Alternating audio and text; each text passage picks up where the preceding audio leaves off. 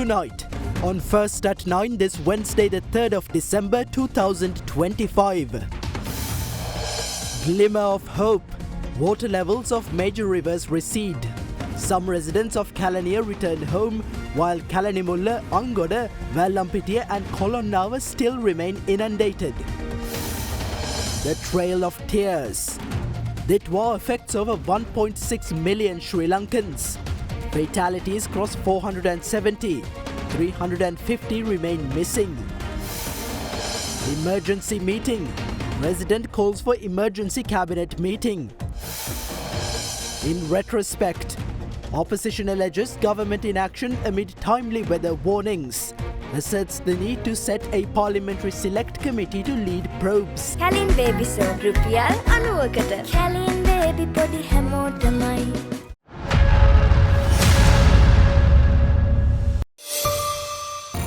This is Derana First at 9. Live from Studio 24 in Colombo.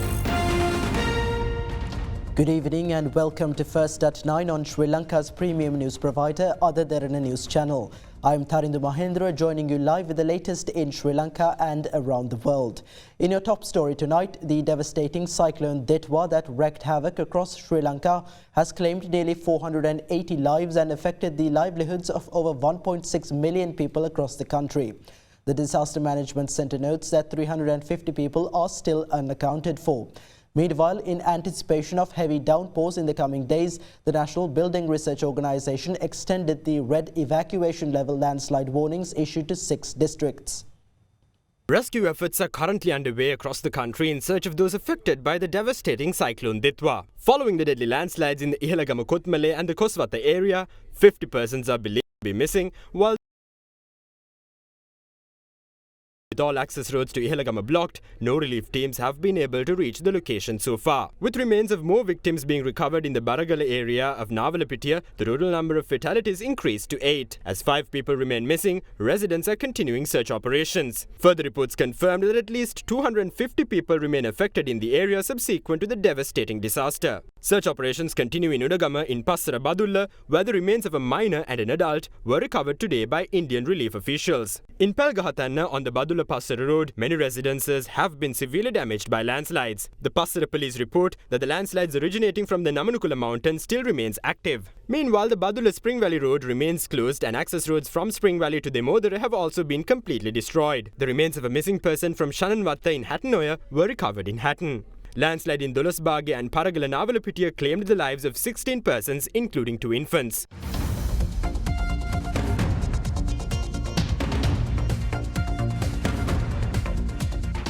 A team of army personnel conducted a tour of inspection in landslide-affected areas in Labukale and Garandiyalla along the Gampala-Nuwareliya main road and inspected ongoing road repairs.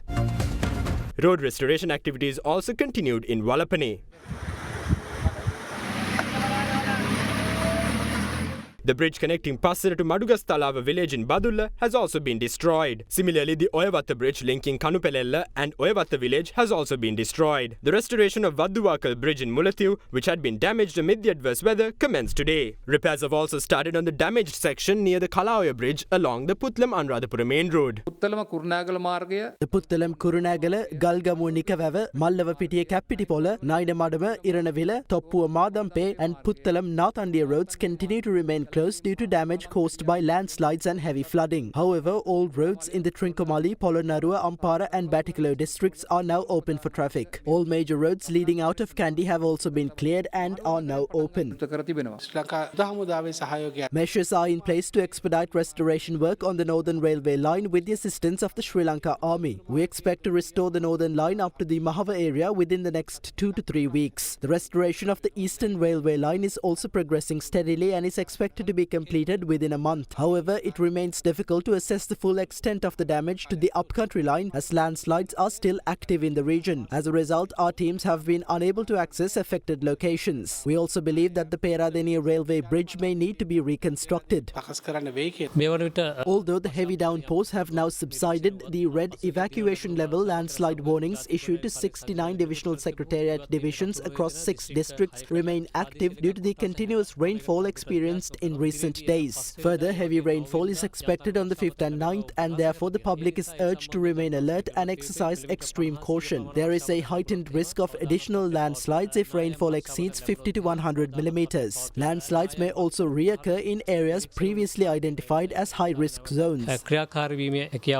Meanwhile, the 5 Navy servicemen who were deployed on the 20th of November to widen the mouth of the Chalai Lagoon to reduce flood risks remain missing. Navy spokesperson Commander Buddhika Sampath stated that servicemen attached to the Chalai Naval Subunit had gone to the area to prevent their base from being flooded and to assist local rescue efforts. Despite a second attempt to widen the lagoon and a subsequent search, the missing personnel could not be located. A joint operation has now been launched by all branches of the armed forces to locate the missing. The Disaster Management Center reports that 479 people have lost their lives while 350 remain missing following the recent disasters. 118 fatalities have been reported from the Kandy district, and authorities say the whereabouts of 171 residents of Kandy are still unknown. The Nureli district has reported the second highest fatalities toll with 89 confirmed fatalities. Authorities also recorded 73 people missing in the district. The Badula district has recorded the third highest number of disaster-related fatalities with 83 confirmed deaths. Officials also report that 28 individuals from the district remain missing. The Kurunagala district reported 56 disaster-related deaths while 23 people remain missing. Meanwhile, the Mathale district has reported 28 deaths and 2 missing persons, while the Kegal district has recorded 30 fatalities and 41 individuals are still unaccounted for. The Disaster Management Center reports that 1,614,790 individuals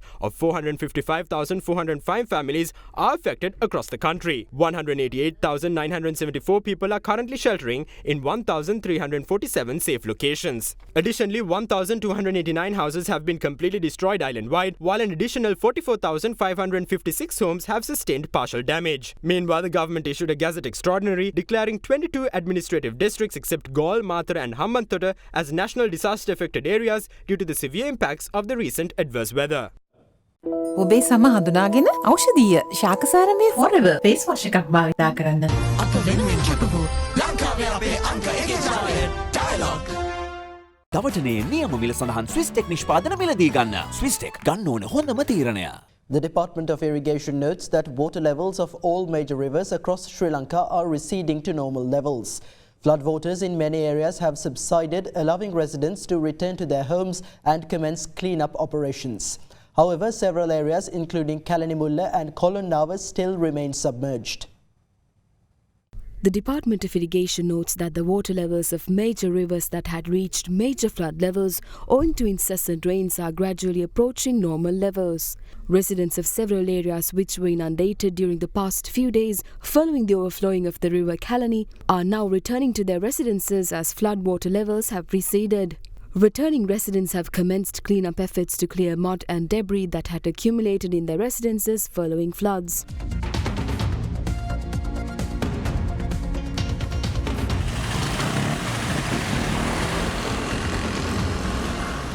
Floods that submerged Kaduela town had subsided completely by this morning.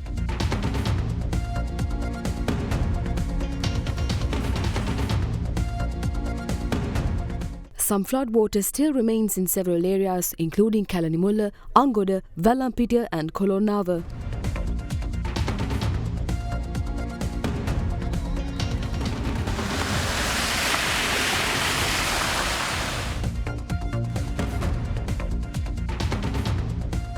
Meanwhile, the remains of an individual who had drowned in floodwater was recovered from the Adihen area of Gotatua.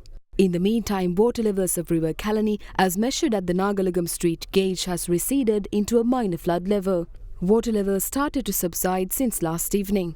Meanwhile, the Colombo District Disaster Management Committee convened at the District Secretariat yesterday under the patronage of Prime Minister Dr. Harini Amarasuriya. අපිට අවශ්‍ය වෙනවා හරි assessment එකකුයි cost එකකුයි. මේ වෙනකොට අපි estimate කටයුතු ආරම්භ කරලා තියෙනවා. එතකොට power පැත්තෙන් කොහොමද? කොළඹ නගරයේ ඇත්තටම ප්‍රශ්නයක් නැහැ විදුලි සම්බන්ධයෙන්. අනිත් පිටපළාත්වල හානි වෙලා තියෙනවා. ඒවා දැන් කඩිනමින් කරගෙන යනවා. ජල සම්පාදන. අපි 100% තහවුරු කරනවා ජල සම්පාදන මණ්ඩලයේ සප්ලයි එක අපිට කොළඹ දිස්ත්‍රික්කයේ ඩිස්ට්‍රික්ට් එකට සම්පූර්ණයෙන්ම දෙන්න පුළුවන්. බොහොම හොඳයි. 16 වෙනිදායින් පස්සේ පාසල් විවෘත කරන්න පටන් ගන්න. මේ වෙද්දී අපිට ඉස්කෝල 353න් 63කට තමයි අපිට පොඩි ඩැමේජ් තියෙන වහලවල් වලට වැටිලා ගස් අතු එහෙම. ඊට අමතරව ජලයෙන් යට වෙච්ච පාසල් වලට වෙනම අවශ්‍ය කරනවා පිරිසුදු කිරීම වැඩ ටිකක්. දරුවෝ ඉන්න පාසල් නිසා ටොයිලට්ස් වගේ ඒවා පිරිසුදු වේවි. නිසා ඒකට සෞඛ්‍ය අංශයෙන් අපිට උදව්වක් ඕන කරනවා. ඒ ටික ක්ලියර් කරගන්න. Meanwhile, paddy fields in Digawapia, Ampara continue to be submerged.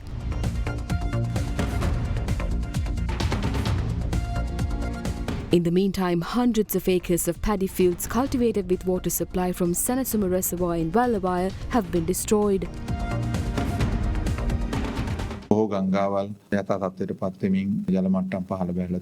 Water levels of many rivers are receding, indicating normalcy. Weather forecasts predict the establishment of the northeast monsoon. An average rate of rainfall could be expected. However, sluice gates of many reservoirs of the irrigation system are closed. Sluice gates which are open right now are in preparation for incoming rainfall. Steps are being taken to reduce water levels in order to ensure no damage is caused to lower basins. However, no river is at a level that indicates flood risks. We believe paddy fields which were cultivated for this season could be restored back to normalcy by resolving issues within the irrigation system. In the meantime, chief incumbent of the Atamasthana Most Venerable Palligama Hemaratana Thera urged Buddhist devotees residing in at distant areas not to visit Anuradhapura tomorrow in view of Undua Poya Day, citing prevailing disaster-related risks. However, special religious observances will be held at the sacred Jayasri Mabodhi premises tomorrow to bless those affected by adverse weather and in remembrance of those who lost their lives post-cyclone Ditwa. Residents in many parts of the island have been affected by severe floods and landslides triggered by the heavy rains brought on by Cyclone Ditwa. The full extent of the damage to homes, property and both government and private institutions is yet to be assessed. Severe floods caused by the heavy rains brought on by Cyclone Ditwa are now gradually receding. Several villages within the Dehiyattakandiya Divisional Secretariat Division in the Mahavelisi zone, including Salpitigama, Ranhelagama, Vijayapura, Serupita and Wabada in the Ampara district, sustained significant damage due to the heavy rainfall. Meanwhile, residents of Gallala Polonarua are cleaning their homes after floodwaters subsided. Many houses in the Galkatidamana village in Pulastigama were also damaged by the severe flooding. The Sirisuarana temple in Anuradhapura was cleaned today with the assistance of the Army, Air Force and Civil Defence Force personnel. Residents of the Wilgamore Divisional Secretariat Division in Matale were similarly affected by the flooding brought on by Cyclone Ditwa. Flooding in Gampula town and surrounding areas have somewhat subsided, but some floodwater still remains. The severe flooding also caused widespread damage to hospitals, state institutions and private establishments. The Mahiyangane-based hospital was cleaned today with the support of the army and volunteer groups. All hospital buildings, including the theatre, wards, dialysis unit and the outpatient department were flooded. The water level rose to its peak within just 2 or 3 hours. We were able to save some of our resources, but the extent of the damage is far greater. We understand that replacing medical equipment is a long-term process. These items cannot be replaced overnight. If anyone even from overseas is able to donate this essential equipment, it would be of immense value to us.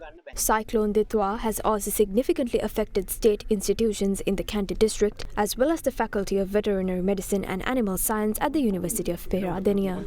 30% discount on Apico Farm and Spring mattresses available at Apico Supercenter and Apico Daily. Musa Phoenix Natal Fiesta November 13 සිට 16 දක්වා අනුරාධපුර ස්පොට්නික් ක්‍රීඩා පිටියේදී.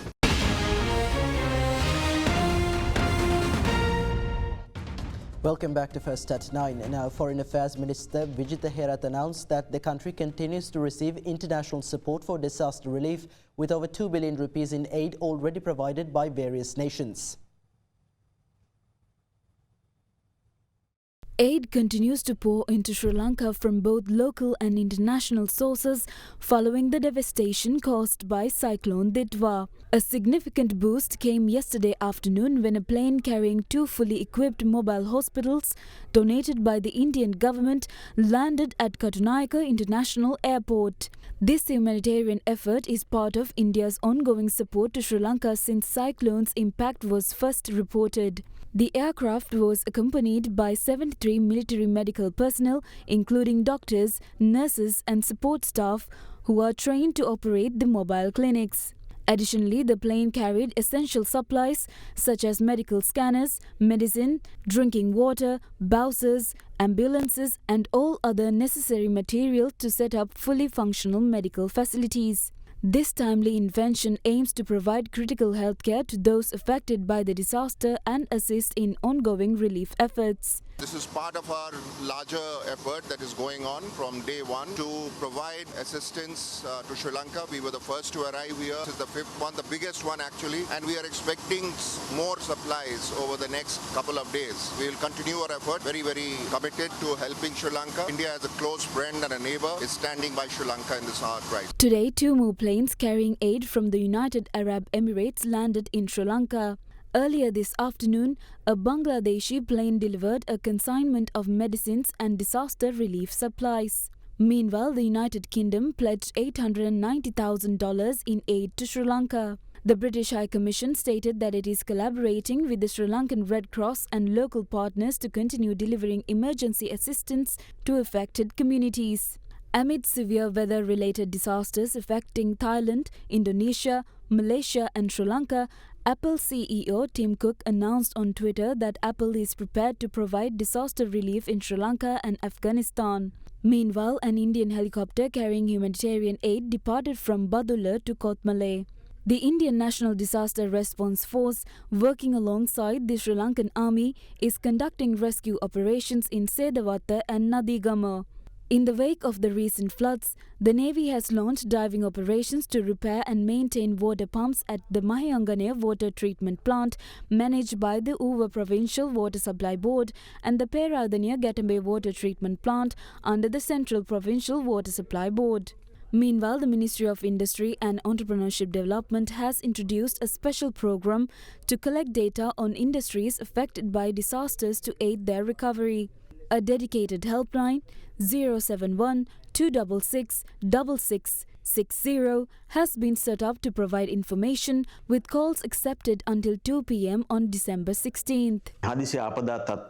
As a government, we reached out to countries across the world for support in the aftermath of this sudden disaster. Many nations responded immediately, providing financial assistance, including our neighbour India, as well as Pakistan, Japan, the United Arab Emirates, Bangladesh, Malaysia, the Maldives, Nepal, Australia, China, New Zealand, the United Kingdom and the United States. In the past few days alone, more than 2 billion rupees have been donated directly to the government and to civil organizations. Meanwhile, the Manusat Derana dialogue relief effort to aid those affected by the recent adverse weather continues for sent to the Derana head office from across the island are already being distributed to affected communities. The Manusat Derana Dialogue Relief Operation, launched 5 days ago, has received widespread support from donors across Sri Lanka. Contributions have been promptly delivered to families affected by the adverse weather. As Manusat Derana continues its relief operations for the 6th consecutive day, we have with us the Overseas School of Colombo here today. Is there any message that you would like to share with us? We would just like to share the message from our whole school community organised by the Gecko Community Network that we stand with Sri Lanka through this difficult time and that as Sri Lankans we can come back together. Why did you choose Manusat Derana to make your donation? We think Manusat Derana is an excellent organisation that will supply the people with need and improve their lives. Is there any message that you would like to share with us as well? We are really grateful to Manusat Derana for doing this transparent in a way. This is from the parent community at Overseas School of Colombo, and our staff at school has helped too. Just want to say we stand with Sri Lanka at the moment right now, and let's rise again. Thank you very much for doing this and letting us help Sri Lanka recover from this devastating disaster that we're facing. Thank you very much. The Manusat Derana Dialogue team has been tirelessly ensuring that all donations reach affected families promptly and effectively, maintaining the momentum of this crucial relief mission as it continues to provide support where it is needed the most. විශාල පිරිසක් උනන්දුලා ඉන්න ඒ වගේම ශ්‍රී ලංකා යුද හමුදාවේ රට කිහිපයක් අපිට ආවා ඊයේත් අදත් මේ බාණ්ඩ අපි ලබා දීම සිද්ධ කරනවා අවශ්‍යම තැන් වලට මේවා යන්න ඕන හින්දා අපේ ක්‍රියාන්විතයට අමතරව ඉන්දිවරි මොකද හිතෙන්නේ මොනවද වෙන්නේ දැන් අන්තිමට දැන් ඔබ ඔබ ගිහිල්ලා ඉන්දියානු මහකොමසාරිස්තුමාත් එක්ක පැවතිච්ච ඉන්ටර්විව් එකෙන් පස්සේ මේ එන්නේ. ඉතින් ඔවුන්ගේ විශාල සහායක් ලැබෙන වෙලාව. මොකද්ද කියන්න තියෙන්නේ මේ වෙලාවේ අපේ රට අපි තනි වෙලාද ඉන්නේ නැද්ද? Chatura, my country, your country is broken right now, but our hope is stronger than ever as we come together as a nation to rebuild. And at the same time, Chatura, we have to mention here that the international community understands the gravity of our situation. They are here with us, joining us to support Sri Lanka in this hour of need. Of course, as you mentioned, I am just after an interview with the Indian High Commissioner in Colombo, who spoke about the entire mission that they have mobilized in Sri Lanka. Together with the Sri Lankan military, the defense personnel, there is the Indian mission also here. So we have to be indeed grateful. But Chatura, you and I alone can't do this. Donations have been pouring into our country. Our office at Manusat Derana on TB Jayamawata Colombo 10 is continuing to receive this kind of aid and facilities that the Sri Lankan people are bringing into our country office. Of course, Manusat Derana, a 24-hour tireless effort here to bring aid and the most urgent needs to our people as we engage in this effort. As you can see, the military is continuing to be a part of this crisis management in response to the humanitarian need we see on the ground. Deputy Minister Sunil Watagala emphasises that strict legal action will be taken against individuals spreading misinformation regarding the disaster situation and insulting the President and government ministers on social media. Meanwhile, the police revealed that investigations have been launched into 57 cases of misinformation. In Pradeshia Sabhas and urban councils, collaborative efforts are underway with no party divisions. However, some cannot bear to see this unity. When you look at social media today, attacks are directed at the president. There is a group with such a distorted mindset. It is individuals abroad who are doing this. This can develop further. Officers in charge must take this situation in hand. Emergency regulations clearly state that no individual can spread falsehoods or distorted facts or conduct propaganda with the intention of jeopardizing the situation physically via online platforms or using AI technology. The speciality of this gazette is that those arrested pursuant to its provisions are not merely considered suspects but accused. Inform citizens of this. No one should be allowed to exploit this situation for narrow personal or political gain. During the past few days, Sri Lanka Police and the Criminal Investigation Department, through a special operations room, observed the circulation of false information and unverified rumours within society. As of now, the Computer Crime Investigation Unit of the CID has launched investigations into 57 such cases. Pursuant to the provisions of the emergency regulations, the spreading of false statements is an offence punishable by 5 years imprisonment.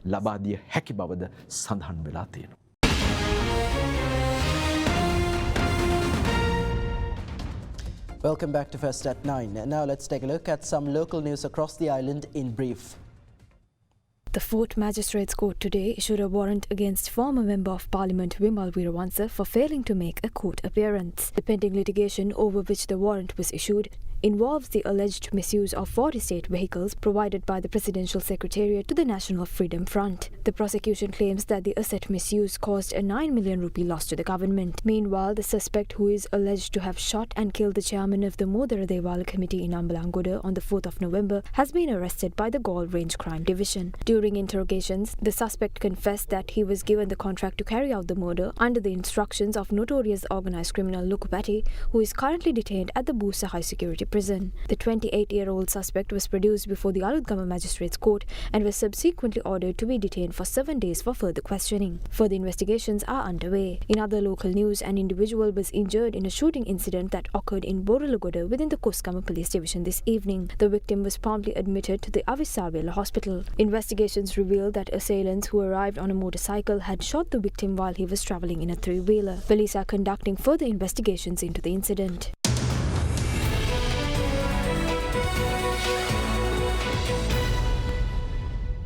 In your business news, the Colombo bourse closed in negative territory today as a result of price losses in counters such as Selinco Holdings, Melster Corp and Commercial Bank of Ceylon. The benchmark ASPI lost 1.87% to close at 21,826.59, while the more liquid S&P Sri Lanka 20 decreased by 1.75% to end the day at 6,030.66. Market turnover was 3.7 billion rupees. Foreign participation in market activity remained at subdued levels, with foreigners closing as net sellers, offloading shares worth 295 million rupees.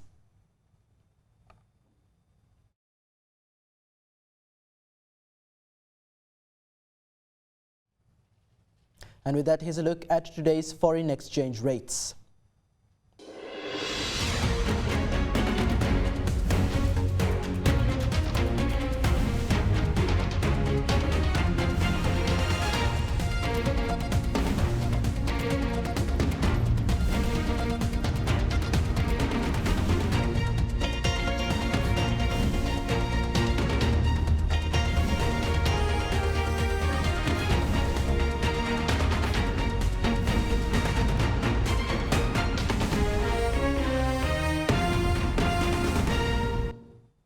Up next, we have Dinuka Dharmasena from Capital Alliance in our next segment, Economic Outlook.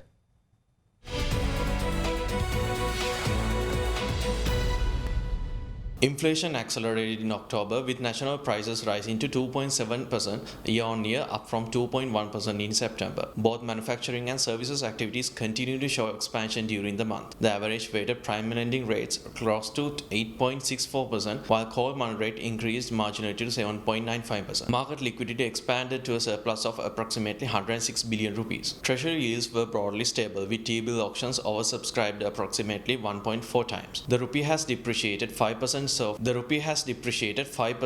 the dollar so far this year. Meanwhile, global crude oil prices increased by around $1 per barrel amid mixed market expectations regarding geopolitical tensions. At the Colombo Stock Exchange, markets trended downward. The SPI declined 1.17% to close at 22,712 points, while the S&P SL20 fell 1.53% to 6,267 points.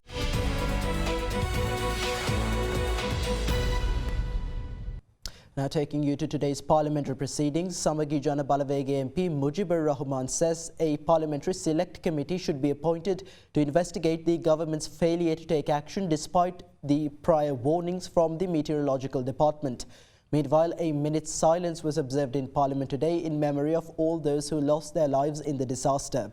This followed a proposal by Chief Opposition Whip Gayantha Karunatilaka.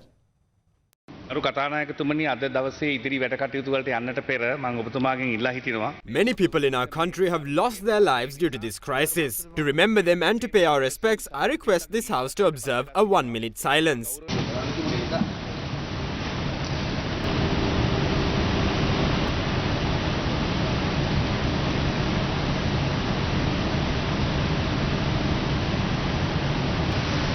We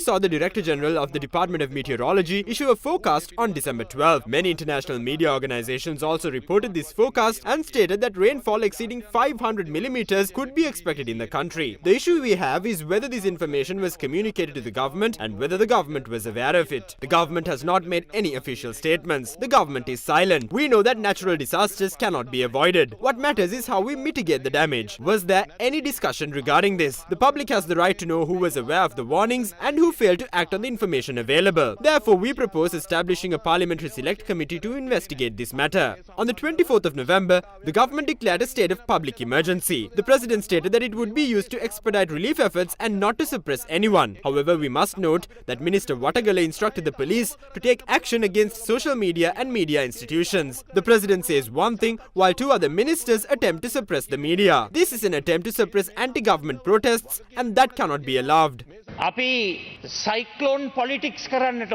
We should not engage in cyclone politics, but we must ask whether we had the opportunity to minimize the damage. Why were responsible officials silent when the meteorology department was urging action? I tabled the department's forecast in Parliament. Are you planning to pass the budget this Friday? Can you tell us whether this budget is acceptable given the current situation in the country? We should take a few more days and bring a revised budget that provides for the affected people. What is the point of proceeding with this ridiculous budget on Friday? We need to call for an international donor conference immediately. We must inform the IMF that we need a new agreement. How can we move forward otherwise? This is absurd. අපේ විදුලි බල පද්ධතියට The country's power system has suffered significant damage. A total of 132,000 power disruptions have been recorded, of which 62,448 have been restored. Work is ongoing to restore the remaining connections. 2025 December 3 As of 1 p.m. today, 246 roads have been restored for transportation with the support of both civil authorities and the military. We expect to complete 98% of RDA road repairs by December 10th. Major damages have been reported on the railway network. Around 20 locomotives were stranded beyond the Ramukkana area. This is a serious issue. We expect to reconstruct 3 main lines towards Putlam soon. Due to the situation beyond Peradeniya, we cannot provide an exact timeline for completion. It may take between 2 weeks to 2 months. We also saw the district secretary of Anguranketa being scolded harshly. What kind of behavior is this? Why do people bother threatening officials? There is no point of order. We will overcome this challenge. We not only have hearts, we also have minds. As the president said, we will rebuild this nation and its people. You said that an evil movement went to Kandy yesterday. There was a situation there. When we arrived, one of the NPP MPs was seated in the district secretary's chair. We only realized that he was an NPP member during the discussion. How unfair is that? If you look at the entire conversation, we were presenting fair proposals. Only evil people themselves would interpret it to be an evil movement. What a magnanimous opposition we have. You know very well how you would act if you were in the opposition. We are ready to work together. Tell us what you need from us, and we are prepared to support you unconditionally. Let us build the bridge first. It has been said by several MPs that there was a warning issued on November 12th. Some claim that Dilis Jayavira's Derana network intentionally planted the idea that warnings were issued, but the government failed to act. ඔන්න ඕක තමයි දුෂ්ට දේශපාලනය කියන්නේ. මේ දුෂ්ට දේශපාලනේ වර ගත ප්‍රවේශයම දුෂ්ටයිනේ. දැන් ඔබතුමා කියපු දේ වැරදි නම් වැරදි කියන්නේ හරි නම් හරි කියන්නේ. කොහොමද මම ඇවිල්ලා දෙරනේ නිවුස් කියන කෙනෙක්ද? අර මන්ත්‍රීතුමේ දෙරණ නාලිකාවේ. It was Derana that planted this idea in the public. Tell us what the warning on November 12th was and who issued it. දැන් එතුමිය කියන කරුණ She is referring to a conversation that took place between the Department of Meteorology. If she intends to make that statement further, I urge her to not involve me. She can take action against those particularly involved. But take a look at this attempt to bring back the toxic political culture. Meanwhile, President Anura Dissanayake chaired an emergency cabinet meeting at 5 p.m. this evening. That's all for tonight from First at 9. Thank you for joining. Have a great night.